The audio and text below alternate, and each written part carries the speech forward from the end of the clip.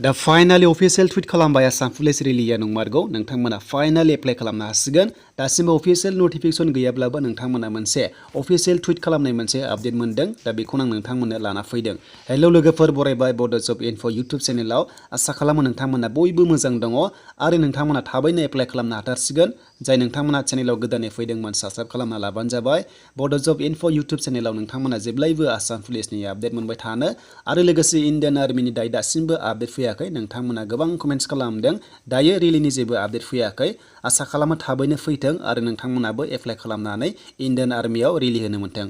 दा बिदिब्ला लोगोफोर जों थांसै अफिशियल वेबसाइटआव दासिमबो जों अफिशियल वेबसाइटआव जेबो नटिफिकेशन मोननो थाङाखै दा बिदिब्ला जों फैबाय अफिशियल वेबसाइटआव दासिमबो अफिशियल नटिफिकेशन पाब्लिश खालामथ'वाखै आरो लोगोसे जानो हागौ 10 डिसेम्बर जानाय लोगो लोगो पाब्लिश खालामगोन आरो नोंथांमोना लोगो लोगो एप्लाइ खालामनानै लानो हागोन दा सिगाङावबो बिदिनो जाखादोंमोन नोंथांमोना लोगो लोगो एप्लाइ खालामनो हादोंमोन दा बिनिफ्राय AVUB ओंखारमारसिगोन गासिबो क्लियार जाबाय बेनि आपडेटखौ बोखाबाय नोंथांमोना नायनो हागोन आरो बे आपडेटखौ सोर होदों अफिशियल टुइट खालामदों नोंथांमोना नायदो गासिबो सैथो गोजा नोंथांमोना दा बावैनो एप्लाइखौ खालामनो हासिगोन दा लोगोफोर नायदो नोंथांमोना GP सिंखौ मिथिखायो दा बिथाङा टुइट खालामबाय बेनो जाबाय स्पेशल DGP थ' नोंथांमोना बेयाव नुनो मोनदों आसाम पुलिसाव थासिगोन माखासे भेकेन्सिस बेनि गेजेराव SA आव थागोन UB आव बेनो जाबाय 306 आरो लोगोसे UB थागोन कनस्टेबलआव 705 भेकेन्सिस आरो लोगोसे AB आव थागोन कनस्टेबलआव 1429 भेकेन्सिस थागोन दा नोंथांमोना बेनि गेजेराव जायफोरा 10 पास जादों थ' नोंथांमोना AB आव खालामनो हागोन आरो HS पास जादोंबा नोंथांमोना UB आव खालामनो हागोन दा अभारअल नोंथांमोना मोननैबो पस्ट एप्लाइ खालामनो हानायनि लामाखौ नुहुरखायो मानोना सिगांनि बादि नर्मेल जागोन होनखादों नालाय थ' नोंथांमोना HS पास जानायफोरा AVUB बोथ साइड एप्लाइखौ खालामनो हागोन आरो जायफोरा ग्रेजुवेट नोंथांमोना मोनथामबो पस्टआव एप्लाइ खालामनो हागोन बैसोआ गोरोबोब्ला दा लोगोफोर बेनोमोन अफिशियल मोनसे टुइट खालामनाय दा बे गासैबो भेकेन्सिया क्लियार जाखाबाय जास्ट नोंथांमोननि एप्लाइ लिंकआल' एक्टिभ जानांसिगौ आरो लोगोसे अफिशियल नटिफिकेसन ओंखारनांसिगौ नाथाय बेयाव नोंथांमोना नुखादों अफिशियल टुइट खालामनाय आसा खालामो नोंथांमोना बुजिदों जानांगौ भिडिअखौ आरो जाय नोंथांमोना भिडिअ नायगासिनो लाइक खालामदो कमेन्ट्स खालामनो हागोन आरो नोंथाङा चेनेलाव गोदानै फैदोंब्ला साबस्क्राइब खालामनानै लानो हागोन नाथाय लोगोफोर मोजां रादाबा बेनो आसाम पुलिस SI आव बैसोखौ बारायना होबाय बेनो जाबाय जोंनिया लोगोफोर थ' जोंनिया 20 निफ्राय 31 इयार्ससिम आसाम पुलिस SI आव एप्लाइ खालामनो हासिगोन STफोरा दा बिनिफ्राय AVUB आव नोंथांमोना मिथिगौ बे जाबाय मोनसे नटिफिकेसनमोन दा नोंथांमोना नुनो मोनदों गासै भेकेन्सिया दङ 1429 भेकेन्सिस बे जाबाय AB आरो UB आव नोंथांमोना 705 मोनदों भेकेन्सिस बेनि गेजेराव जोंनि STफ्रा 10% रिजार्भेसन दङ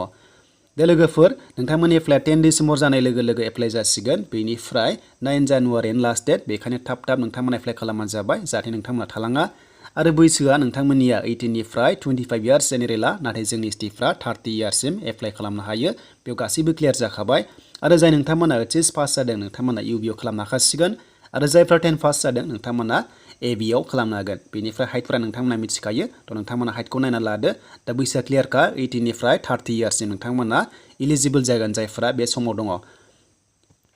दा जायफ्रा गोदान स्टुडेन्टस एबा केन्डिडेट नोंथांमोना डकुमेन्ट्सखौ गासैखौबो रेडि खालाम बेनो जाबाय HSLC एडमिट कार्ड आरो गासैबो सार्टिफिकेट नोंथांमोननि मार्कशीट बेखौ नांजोबथारगोन बेनिफ्राय एक्सट्रा जाहैबाय एमप्लयमेन्ट एक्सचेन्ज सार्टिफिकेट बेनिफ्राय ट्राइबेल सार्टिफिकेट एबा नोंथांमोना कम्पिउटार सार्टिफिकेट दङब्लाबो मोजां जागोन आरो स्पर्ट्सनि दङब्ला मोजां जागोन आरो जायफ्रा NCC दङ नोंथांमोना मोजां जाथारगोन आरो लोगोसे नोंथांमोननि गासैबो जायखिजाया ITIफोर दङबा नोंथांमोना खालामजोब एबा लाबोजोब बेनिफ्राय थ' नोंथांमोना मोजाङै चान्स मोनगोन उनावहाय फाइनाल सिलेक्सनाव